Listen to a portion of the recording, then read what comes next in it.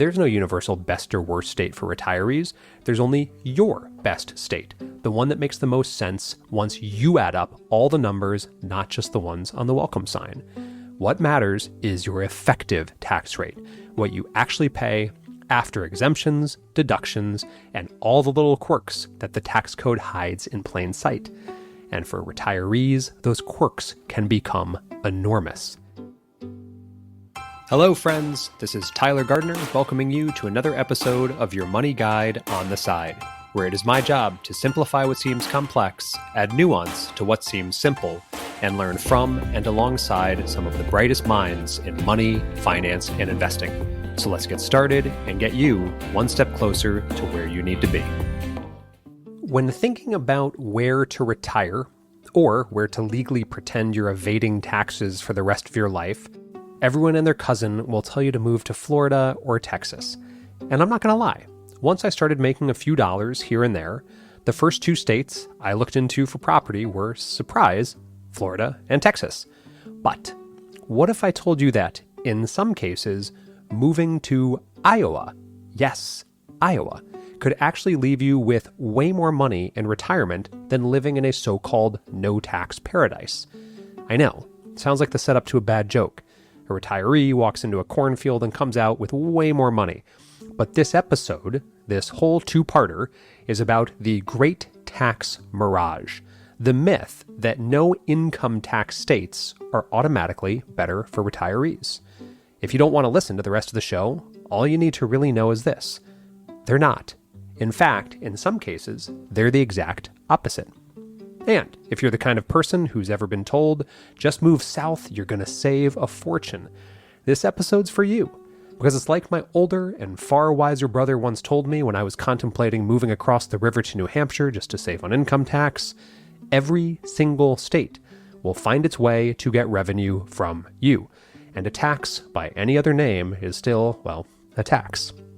So today, we're going to unpack why no income tax might actually be the most expensive lie in retirement planning, and how, depending on how you withdraw your money, you could end up paying less tax living in New Jersey than living in Florida. Yeah, Jersey, the place where people flee from like it's on fire. I'm allowed to say that. I have a friend who lives in New Jersey, and he has granted me permission. Now, at the end of this episode, I will share what this really means for you, how to think about where you live in retirement, and why taxes are just one piece of the puzzle. And next week, in part 2, we'll name some more names.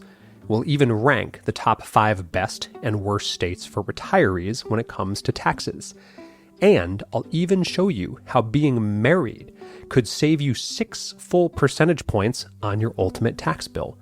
But first, we're going to start with the basics. Why does this even matter?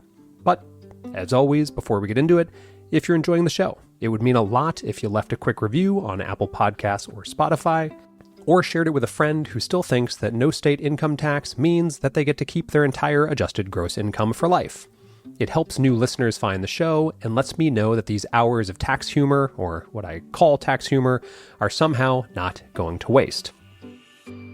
So, today, let's start here. Picture this, and I'll bet many of you can. You've just spent 40 years working for the metaphorical man, whatever that may mean to you. You've been saving and daydreaming of the day when the hardest decision you'll have to make is whether to golf before lunch or after, and whether you'll join friends in Condo 5C for cocktail hour at 3:30 p.m. or wait to arrive fashionably late at 4 p.m. And you know what? You've earned that. You've done the hard part. But before you sell the house, buy the RV, and post the "we're moving south and never paying the government another dime" photo on Facebook, it's worth asking one deeply unsexy question. What will actually happen to our nest egg after we move? Because here's the part no realtor in Naples, Florida, or Fort Worth, Texas will ever mention. Every state takes a bite out of your retirement differently. Some just use different utensils. Now, as I will always give credit where credit is due, none of the following is my original work or research. Except for the ill-timed, long-winded, and often unnecessary jokes and digressions, The following is brought to you by a study run by Fidelity, a fascinating study that they ran just this past year. They modeled what happens when a retiree withdraws $100,000 a year from their IRA, factoring in both state and federal taxes, and the results were not what you'd expect. At the very least, they certainly were not what I would expect. And the difference between your retiring in a so-called high tax state and a low tax one could mean thousands of dollars a year and tens of thousands over a decade. So let's start by making this real. Imagine you and your spouse retire to Oregon. You'd pay an effective tax rate close to 13%. Move to Iowa, however, and that number drops to around 7.5%. That's over a 5% gap. Now, if you were to invest that difference over 10 years at a modest 7% return, you've just found yourself roughly $73,000 richer, enough for a small boat or a very large collection of bird feeders, depending on how much you enjoy arguing with squirrels or trying to find a cool spot for a boat in Iowa. But here's why I'm bringing these numbers to your attention. Most people never even look at these numbers or consider them this way. And those who do tend to stop their exploration at whether or not there is state income tax. I want us to start practicing calculating and looking at the effective tax rate that we will pay if we're going to move somewhere, which is simply our total tax liability divided by our total income. There's nothing marginal about this. By looking at effective tax rates, we can begin to compare apples to apples. Because if we're just looking at certain elements of the total tax liability, many will just assume that no income tax automatically means more money in your pocket. But the truth, the tax code is a Rorschach test for wishful thinking. You see what you want to see.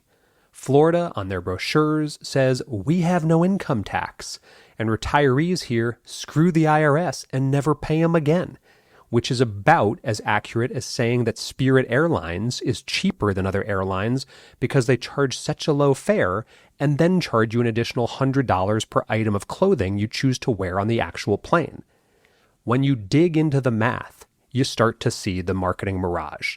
Sure, Florida doesn't have a state income tax, but property taxes, insurance costs, and sales taxes all quietly nibble at your retirement like mosquitoes at a picnic.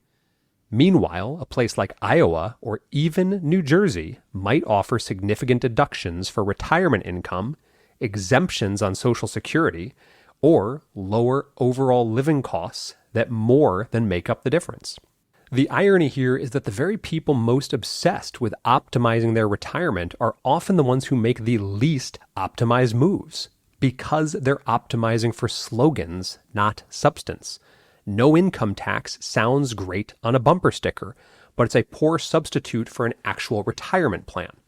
Personally, I almost moved to New Hampshire over Vermont because there's no income tax, until, luckily, I was told by my amazing CPA that there was, in fact, a hefty business profits tax that wiped out any potential savings. And then, I'd have to live in a state that allowed billboards on the interstate. No thank you. Now, if it sounds like I'm picking on Florida or New Hampshire, well, I am, but only a little. This isn't about any one state. It's about the psychology of financial decision-making. We love simple stories. No income tax equals good. High income tax equals bad. But, as with most simple stories, the truth lives in the footnotes. This is why where you live becomes one of the most underappreciated levers in retirement planning that can save you way more than whether you get 7 or 8% return on your portfolio this year. Choosing where to retire is not just about weather or golf courses. It's about how all of your projected income interacts with the tax system of the state you live in, and how that impacts your long-term financial autonomy. Because at the end of the day, as we've explored in the short-form content many times, retirement isn't about escaping something. It's about designing the version of life that costs you the least in worry and provides the most in meaning. So before you pack up the moving truck, pause and ask yourself, am I moving to a better life or just a better slogan? Let's talk about this myth, this great tax mirage in all of its appropriate nuance. No state income tax does not mean best place to retire. Not even in financial terms. Here are the 9 states that currently have no income tax: Alaska, Florida, Nevada, New Hampshire, South Dakota, Tennessee, Texas, Washington, and Wyoming. And how many of you have sat there over coffee with that exact list in your 40s or 50s and dreamed about which one would work best for you? They all sound great, right? You picture yourself drinking the same coffee on a screened-in porch in Naples, muttering, "No state income tax, baby," like it's a magic spell against the IRS. Except, here's where it gets really interesting for most of us. There are 4 other states, namely Iowa, Illinois, Mississippi, and Pennsylvania, that don't tax IRA withdrawals at all. 0. Which means for many retirees, especially those who have saved for decades in a pre-tax account, those 4 states can actually beat the so-called no-tax states once you factor in how your withdrawals interact with federal taxes, deductions, and the way your income phases out of certain benefits. This is where people's eyes usually glaze over, so let's keep it as simple as possible. Even if your state doesn't have an income tax, the federal government still certainly does. You can't hide from Uncle Sam by moving to the beach, and he's not impressed by the palm trees. And those no-tax states, as my brother so wisely noted, they'll make it up somewhere. Let's take, Florida. If you move there, you'll face some of the highest insurance premiums in the country. Homeowners, flood, hurricane, you name it. If you want to move to Texas, have fun with those property taxes. Want to retire to Washington? Well, get ready for their business and occupation tax, which effectively acts like an income tax for self-employed people. The people who actually would want to move to a state with no income tax. It's just better PR. That's what I was staring in the face by potentially moving to New Hampshire. Think of it like a buffet. The sign might say free, but someone's still charging you at the end an arm and a leg for the drinks. And in retirement, you need as many functioning limbs as possible for as long as possible. Let's look at some more data. According to the Tax Foundation, the average combined state and local tax burden in Florida, that's income, property, sales, and all the little extras, is about 8.6% of income. In Illinois, supposedly one of the worst tax states, is 12.9%. Sounds bad, until you realize that Illinois doesn't tax retirement income from IRAs, 401ks, or pensions. So if you're living mostly off those accounts, your actual effective rate could be lower than in Florida, especially if your property and insurance costs are high there. Or let's take Pennsylvania. The state income tax is a flat 3.07%, but it doesn't touch Social Security or retirement plan withdrawals. Meanwhile, Tennessee, a no-income tax state, has one of the highest average combined sales tax rates in the country at 9.55%. That's like buying your groceries at a store where the cashier adds a polite mugging fee at checkout. When you step back, the real question is not, does my state tax me? It's how much of my total projected retirement income do I actually keep after everything? Income tax, property tax, sales tax, insurance, cost of living, or HOA fees. And good luck finding a place in Florida that doesn't have HOA fees. That's the only number that matters. And no, it won't fit on a state bumper sticker. And when you start looking at that number, remember, we're looking at the effective tax rate. The whole map of good and bad states to retire to, or for tax purposes, kind of starts to flip upside down. States we love to hate suddenly look sensible. States we worship start to look a little more expensive. You start to realize that Florida might not be heaven, and Jersey might not be, well, you know where I'm going with that. They're just different layers of purgatory depending on your accountant.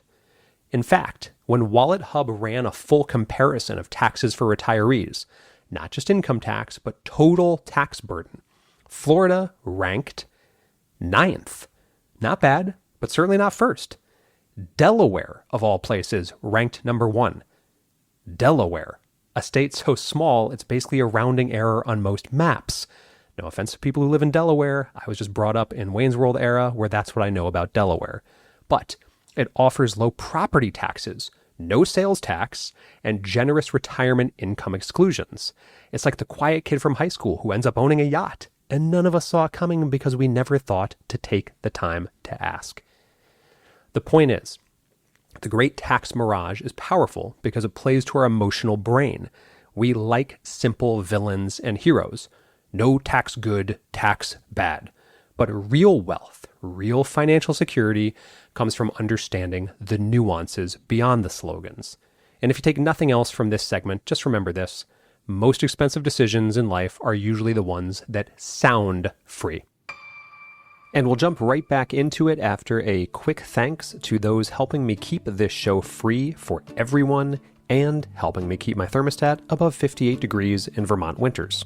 We're about to see the largest wealth transfer in history, roughly $120 trillion moving from boomers to Gen X and millennials. But here's what nobody's talking about. Nearly 80% of those inheritors are planning to fire their parents' financial advisors. Now, it's not about rebellion. That was the piercings and bad tattoos. The real reason? The old model is broken, as I've noted in countless episodes thus far. First, most traditional advisors don't speak your language. They're still talking about retirement readiness and diversifying 60% stocks and 40% bonds like it's 1987, while you're trying to figure out equity comp, student loans, and how to actually enjoy your money. Second, the scope is too narrow. Traditional advisors often stop at investments, ignoring taxes, estate planning, debt, and real financial life. And finally, and come on, you all knew I was going here, the traditional fee structure is outdated. When an advisor charges a percentage of your assets, their pay goes up just because the market did, not because they did more for you. And don't even get me started on commissions. That's why I like what Facet is doing.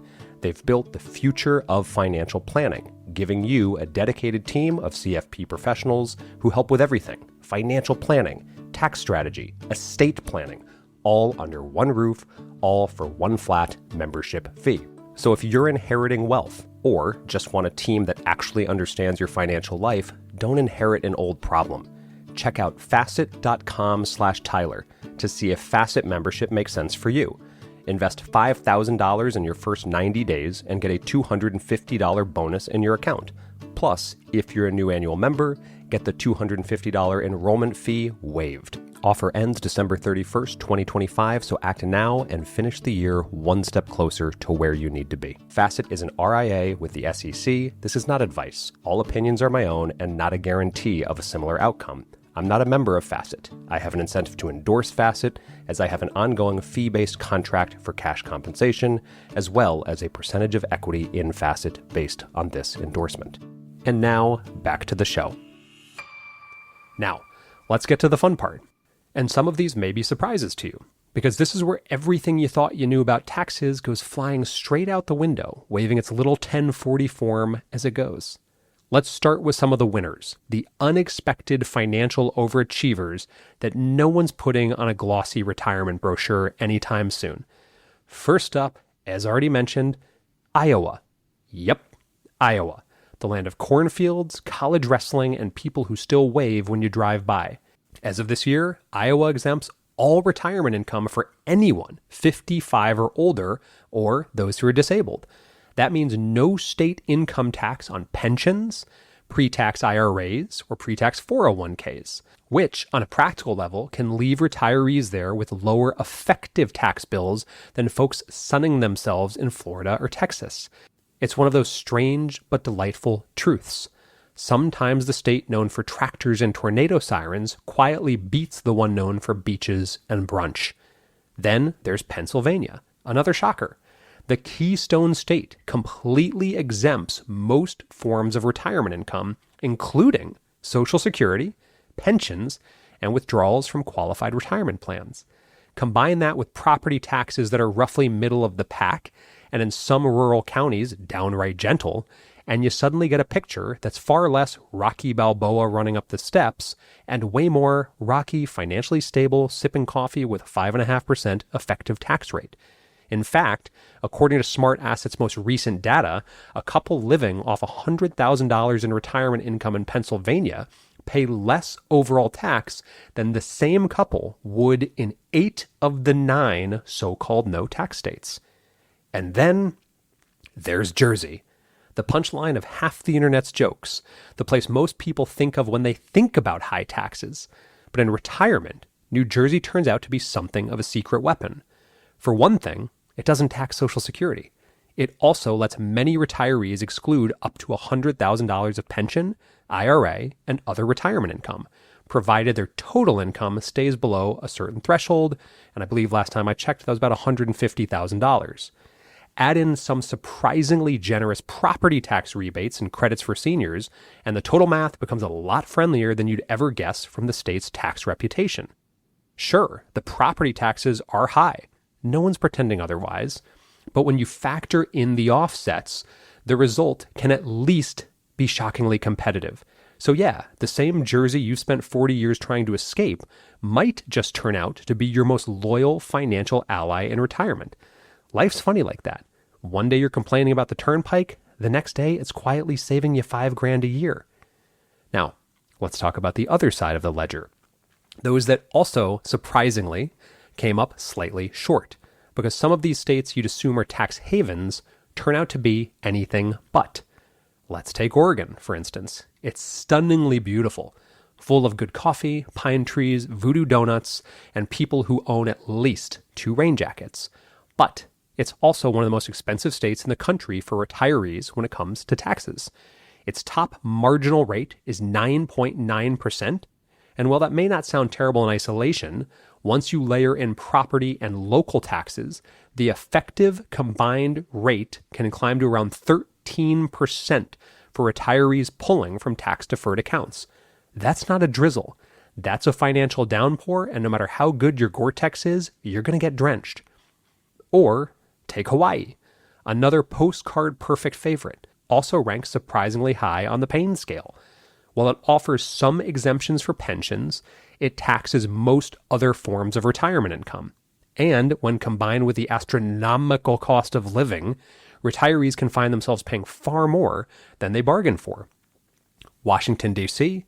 and Minnesota joined the ouch list too, each with high income tax rates, relatively limited retirement exemptions, and property taxes that can chew up the savings you thought you were protecting. And even some Sunbelt states and others that are stereotypically ranked high on the move here to retire and F the IRS scale might surprise you. New Mexico, for instance, has an income tax that can hit retirees hard, especially those drawing from large IRAs. Combine that with steep gross receipts taxes, a kind of hybrid made-up term for sales tax, and the net effect is that affordable desert living might not be quite as affordable as the brochures suggest. At day's end, it's all a bit like a magician's trick. You're watching one hand, the one waving the no income tax sign, while the other hand quietly lifts your wallet through higher sales taxes, insurance costs, or property assessments. It's not that these states are lying. It's just that no income tax sounds a lot better on a postcard than our property taxes will make you weep softly into your pina colada. So, what's the takeaway here? The tax code and the way it interacts with your retirement income is full of optical illusions. The bright lights of no tax can distract you from what's really happening behind the curtain. And in reality, as hopefully we all know, context matters. Your mix of income, your home value, and your spending habits. All of it can completely flip the story. As always and forever, personal finance is personal. And just because Doug moved to Florida and is bragging about how little he pays in income tax, your specific scenario might completely offset any income tax exemption that Florida offers depending on how you want to spend your money and your time. In other words, there's no universal best or worst state for retirees. There's only your best state, the one that makes the most sense once you add up all the numbers, not just the ones on the welcome sign. What matters is your effective tax rate, what you actually pay after exemptions, deductions, and all the little quirks that the tax code hides in plain sight. And for retirees, those quirks can become enormous. It's the difference between paying tax on your Social Security or not, between having your IRA withdrawals treated as fully taxable income or being completely ignored. between living in one zip code where your effective rate is 6% and moving 5 miles away and paying 12%, all without ever leaving your time zone or changing your coffee order. It's the kind of subtle math that can quietly add or subtract tens of thousands of dollars over a decade. And then last, but certainly not least, you've got to consider whether you're married or single. Yes, that same institution that causes debates over how to load a dishwasher and whether the thermostat should live at 65 or 72 can also save you thousands in taxes. In some states, being married can reduce your effective rate by as much as 6 full percentage points. That's a massive difference. It's enough to make you wonder, legally speaking, if it might be easier to just marry your accountant. Don't worry, I checked. The IRS probably wouldn't approve of that one. And next week, in part 2, we will continue that conversation on marriage or being single and what the best states might be for either. And even though I said there's no best or worst states, that's certainly not going to stop me from ranking the states anyway from best to worst. I'll show exactly how those 6 percentage points of marital magic work in real numbers, and I'll talk about some of the other things you need to consider beyond taxes when you're deciding where to spend the golden years of your life. And if you're enjoying this little voyage into the murky waters of retirement taxation, again, I'd be thrilled if you left a review on Apple Podcasts or Spotify. It helps more than you know. Plus, it's the only way to make sure this kind of dry, slightly irreverent wisdom reaches other retirees before they accidentally buy a winter home in a state that will quietly nibble away at their nest egg far more than if they had just stayed home. As always, hope this gives you something to think about throughout the week, and I will look forward to continuing part 2 and helping you figure out how to retire to the state that works best for you. Thanks for tuning in to your Money Guide on the Side. If you enjoyed today's episode, be sure to visit my website at tylergardner.com for even more helpful resources and insights. And if you are interested in receiving some quick and actionable guidance each week, don't forget to sign up for my weekly newsletter, where each Sunday I share 3 actionable financial ideas to help you take control of your money and investments. You can find the sign-up link on my website, tylergardner.com, or on any of my socials at socialcapofficial. Until next time, I'm Tyler Gardner, your money guide on the side, and I truly hope this episode got you one step closer to where you need to be.